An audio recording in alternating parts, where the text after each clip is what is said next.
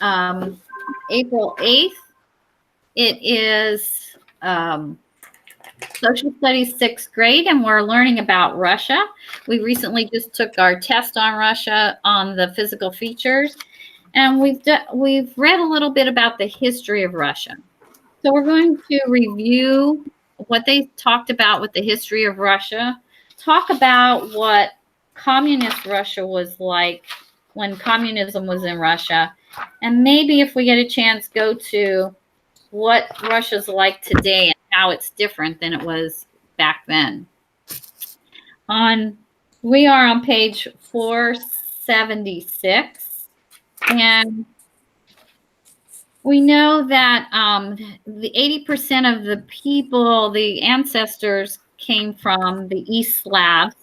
The East Slavs were very energetic traders. They created the trading posts in Kiev and Novgorod. In the 1800s, the Vikings merged with the Slavic population, and Vikings came in as raiders, and they were from Scandinavia. They also were merchants. Some of the other things we read about was the Kievan Russia was located in what is present-day Ukraine. And that became an economic and cultural center that united the Slavic nations. So Kiev was pretty important, and it formed ties with the Byzantine Empire. This greatly influenced their culture. So there was a lot of Byzantine. You'll see a lot of Byzantine architecture when you see pictures and things from Russia. Around the year 1000, they adopted the Eastern Orthodox Christianity. Next, the Slav tribal leaders became princes, and they were very competitive. There was a lot of rivalry at that time between the princes, and that opened the door to someone else who came in to invade them, and that was the people from Mongolia. They invaded. In 1240, the Mongolian army took over Kiev, and they were known as the Golden Horde. Once they took over, all those princes who had been fighting between each other kind of had to give up their ability to rule, and they followed the Mongolian rule. They had to follow them. At that time, Kiev started to decline. It wasn't the great influence that it was before. And that's when Moscow grew in importance and became more and more important until finally it became the capital of Russia. Okay. So that's where we were in our history. This is a little recap of our history. So I'd like to go to page 480. And we're going to read a little bit about what the communist Russia was like. So let's have somebody who feels like reading. May I? Anybody? Nicholas? Nick, you want to read? Okay, go ahead. How many paragraphs do you want me to read? Read till you're tired. Read what you would like. Okay. Communist Russia. Russia's monarchy collapsed during World War I. The war put a huge burden on Russia because peasants had to leave farms to fight in the army. Food production fell dangerously. Inflation pushed prices out of reach of workers. Nicholas II increased his powers to prevent unrest. However, Russia's parliament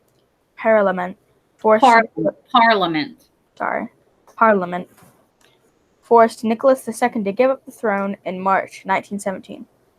In October of 1917, Vladimir Lenin and the Bolsheviks took power. The Bolsheviks were a Russian political group that called for worker control. The Bolsheviks killed Nicholas and his family in 1918. After 300 years, and the Romanov dynasty had come to an end, the Bolshevik takeover is known as the Russian Revolution. The Bolsheviks put in place a new political and social system called communism. Okay. Anybody want to read about what communism is? Just unmute your mic if you want to read. Go ahead, Cassie. Oops. Okay. Where are we? What is communism? Okay. Is Lenin how it's pronounced? Or Lenin. Lenin. Lenin based the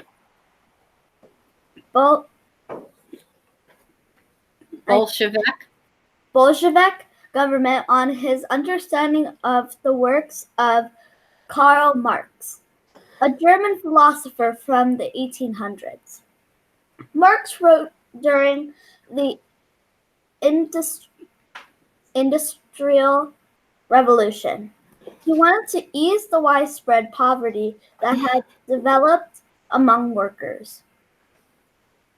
Marx thought that the people as a whole, not individuals, should own workplaces.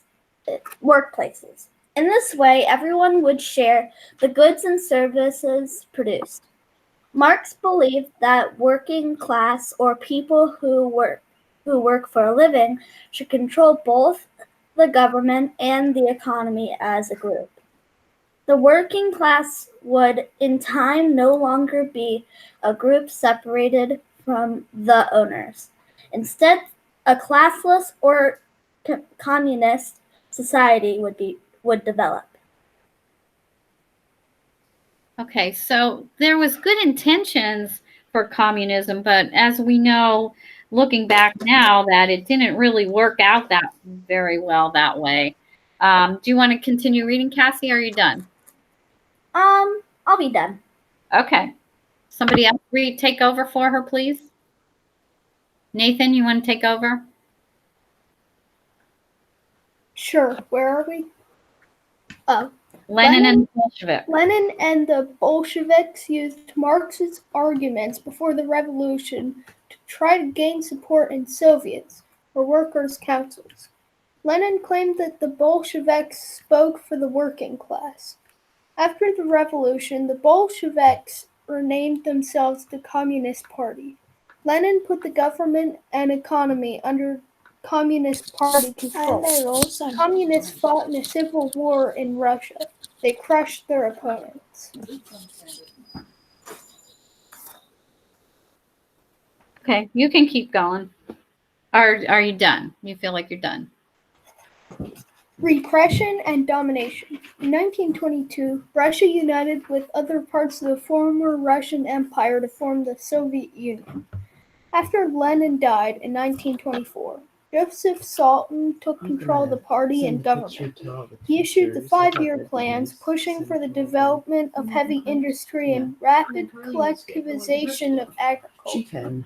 Collectivization is a shift of control from an individual or company to a group called a collective. These policies forced many peasants to become tenants of their land, with the state acting as landlord. Stalin used brutal tactics to enforce his policies and maintain power. He crushed all opposition and sent millions into prisons and labor camps. Millions died there. Okay, somebody want to take over? Cedric? I'll read. Okay, the horrible famine is where we're at. Is it on page 477? No, we're on 481.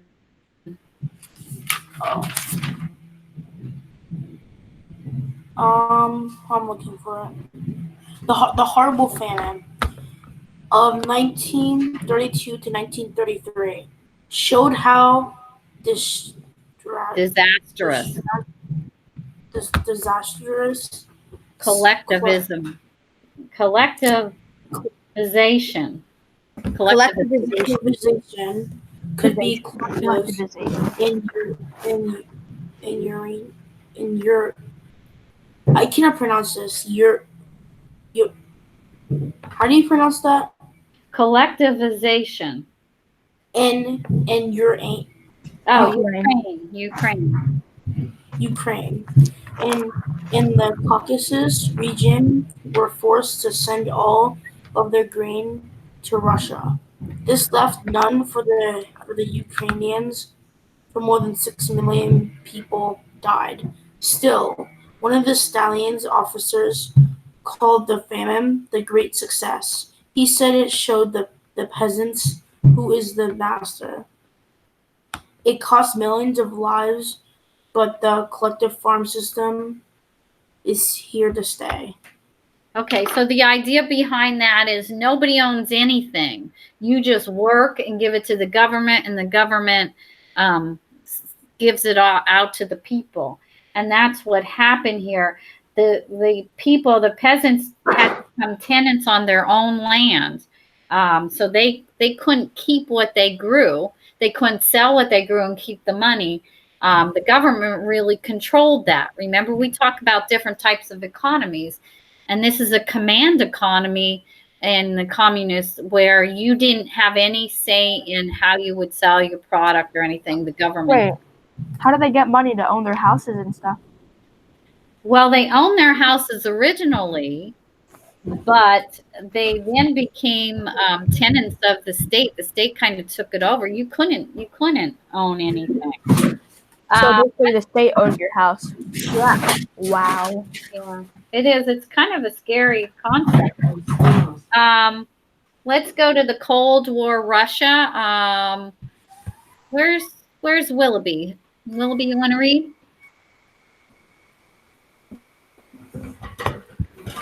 Cold War Russia. The Soviet Union worked with Western powers to defeat Germany during World War II. After the war, however, relations with the West, particularly the United States, chilled. Soviet troops had occupied Eastern Europe. They opposed democracy and set up pro-Soviet communist governments. This brought tension with the United States and the other Western nations. The West aimed for containment, an effort to contain or to stop the spread of communism throughout the world. The United States and the Soviet Union vied for economic, political, and cultural power around the world. This rivalry, which stopped short of the direct armed conflict, was called the Cold War. Okay.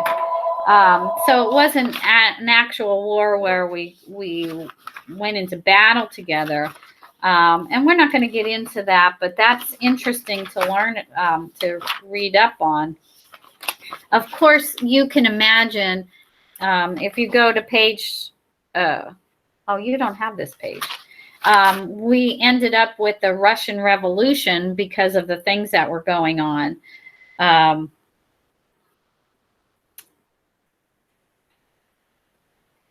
There was Lenin addressed a political meeting in 1917.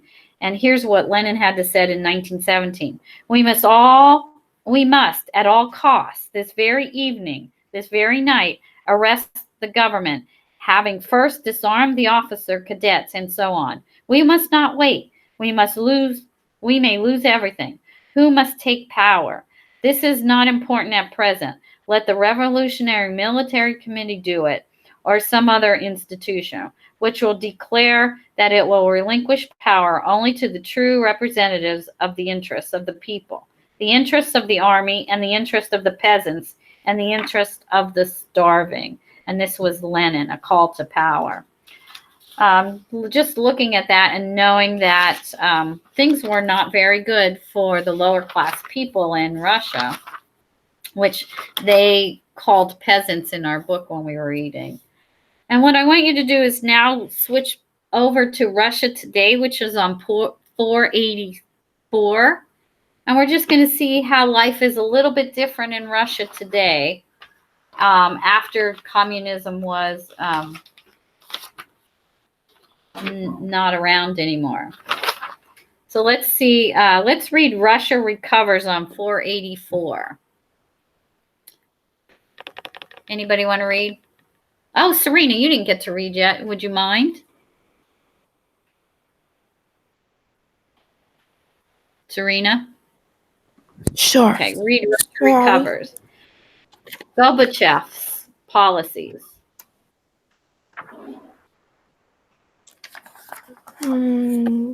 Policy. Oh, where again? Page 484. Oh, Russia recovers is the subtitle. Gorbachev Gorbachev's policy. policies of glasnost and perestroika opened a new era and social political change in Russia. One of the biggest changes has been Russia's increasing self-confidence, finding a new identity. At the end of the Soviet period, Russians discovered that communism was more than a political system. It was also a cultural identity. If Russia was no longer a communist nation, then what should it be? In 1990, historian James Billington said, "It boils down to whether Russians can find an identity for themselves as a way of feeling good about them, without feeling hostile to others." The hardships that occurred in the shift to a market economy brought a rise in depression and alcoholism. The country also faced violence, crime, and corruption. Although there had been corruption during the Soviet era, it increased greatly in the years that followed. Okay. What happened next was we had Putin come in, who is there now, and really kind of strengthen the military and the government after the fall of all of the things that were going on. Some scholars, I'm on page 485, some scholars pointed to Putin's background as a member of the KGB, the Soviet secret police. His past may have led him to favor strong government control. Supporters argue that his policies reduced political corruption, crime, and terrorism. His reform in banking, private property, and labor laws helped Russia's economy grow. So under Putin, the economy has improved in Russia, improved for all people. However, many Russians preferred the Soviet era when the government was in charge of pensions, healthcare, and wages. Many feel that under communists, they face uncertainty. Putin strengthened the Russian military, and he demonstrated Russians' renewed military might be crushed unrest in regions of Russia's borders, such as Chechnya, where rebels have fought Russia since 1994. So that's where we're going to leave Russia. If we decide to come back later, we can. What I'd like to do when we come back after our Easter vacation is to really review what we were doing in Canada. And we need to take that test. I don't know who's breathing, but I think it's you, Serena. I think you're the only one on. We need to review and take that test on Canada that we missed, and help you all have a nice Easter. Can you all unmute your mic and say Happy Easter? I'll see you. It'll be fine. Happy Easter. Oh, Mrs. Wetzel.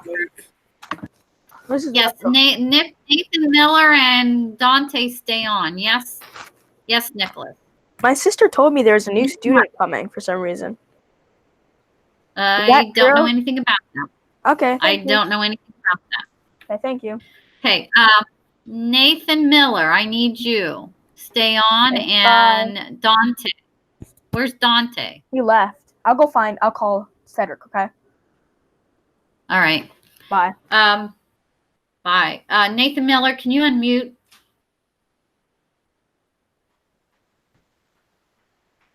Are you there? Yeah. Okay. I was thinking about you, and kind of we're really kind of at a slow pace here with teaching online and stuff. And I had an idea that I wanted to throw at you that you might want to do over the holiday.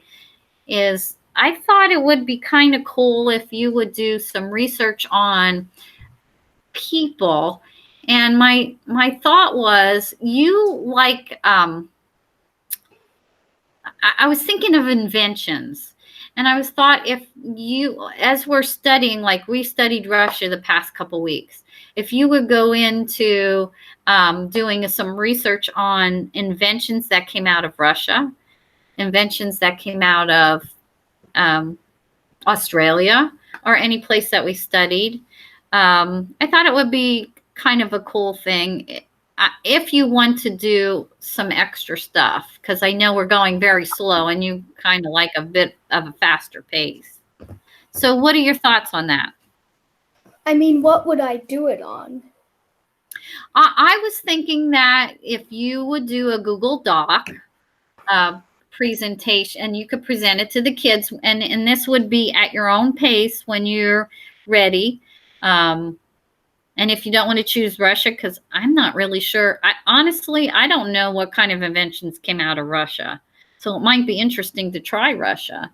But that would be, I would do a Google Doc, do your Google Slides, a presentation, and just maybe, present an invention. Like, here's Russia. Here's, Bill Jones.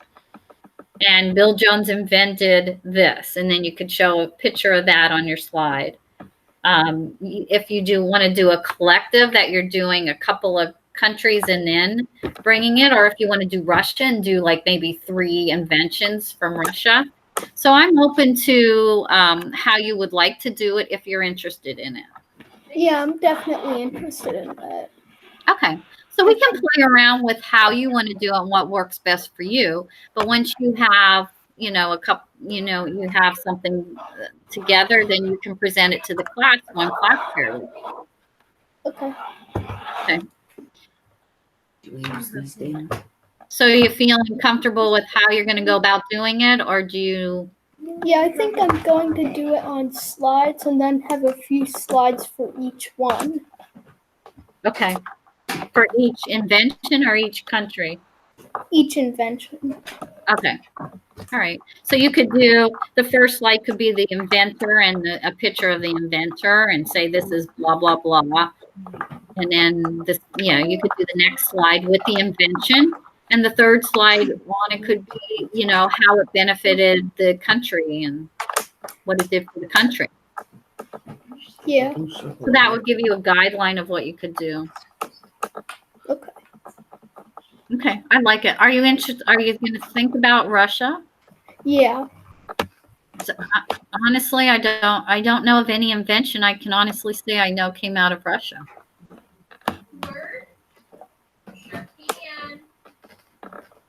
Okay, well, let me know, and you just email me if you need any help. We can meet another time, and of course, I'm there from 2 to 3 every day if you have any questions. Okay. Okay, sounds good.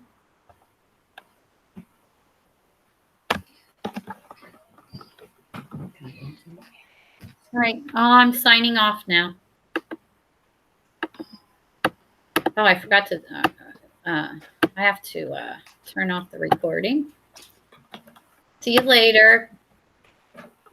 And again, if you have any questions, just